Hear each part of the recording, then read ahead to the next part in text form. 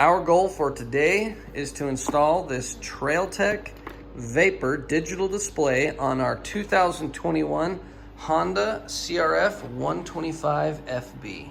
Inside that box you have illustrated instructions that are very clear and thorough, a parts list, and then you also have your handlebar mount, the display itself, a power wire, a tach ignition sensor, temperature sensors. You can select the one that works for your machine, and the wheel speed sensor.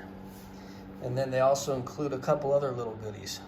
We are going to start our installation, and it will make it easier for us if we remove a few of these plastics first.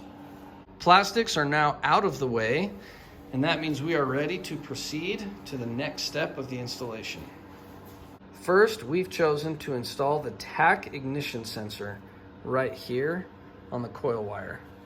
Following the instructions, we wrapped the tach ignition sensor 5 times around the coil wire, and then we decided to route it up inside the frame here and came up, and eventually we'll have it all tied in to this wiring, and there's the end of it that plugs into the digital display.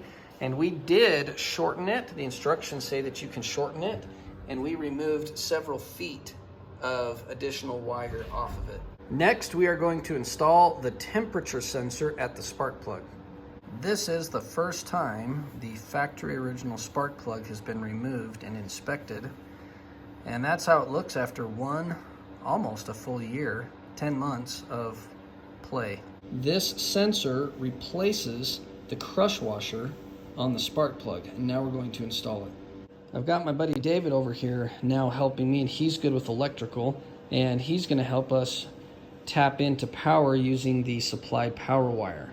With David's help, we just finished connecting power using a posi tap right here at the ignition. Now you can see that Honda has a factory ground location right here that's nice and neat.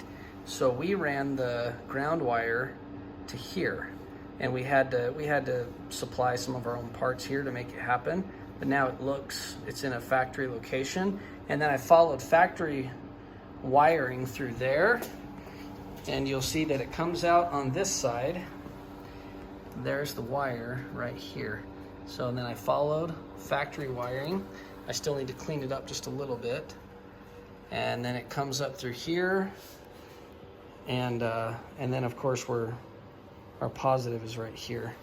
And so we'll get this all put back together, but that's the way that we tapped into the power with David's help. Now it's time to install our wheel sensor. TrailTech sends you a variety of magnet options for the front wheel sensor. This is the factory bolt out of the rotor, brake rotor up front, and this is the bolt that is closest to it. I'm going to use this one for the wheel sensor on the 125FB, and it will go right there. The wheel sensor is now mounted here. Here's the magnetic bolt. I'm hoping that this will be the right distance as it comes by. It looks like it will be per the instructions. And then I've ran this inside the line here to protect it from impacts.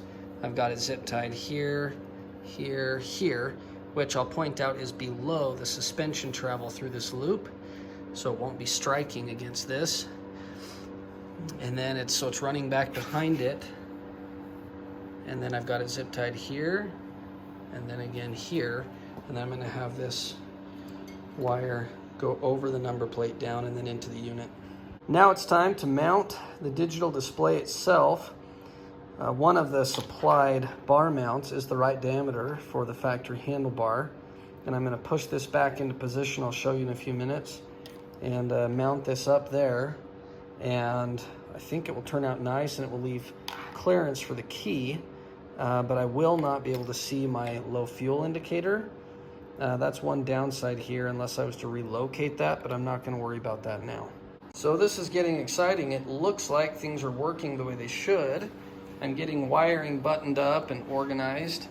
Here's how it's looking behind the number plate right now. I've got some zip ties in place. I'm hoping that the number plate. All of this stuff will just kind of sit back here behind the number plate. We'll see. I tried to minimize loose wire, but what I do have loose, I've coiled up right here and attached where Honda has their wiring. And so anyway, time to start putting the plastics back together and see how it turns out. It's done. The bike is back together. Everything appears to be working, with the exception of the fact that I have not yet programmed the digital display. So that's what I'm going to do now. Okay, we're about to do a test. I've got it calibrated. I think I do anyway. So the speedometer should be working. I've seen the tachometer work already. I've got the clock set. It's showing 65 degrees ambient temperature. Odometer is showing 0. So I'm going to take off and we'll give it a little test, and I'll take some video while it's going.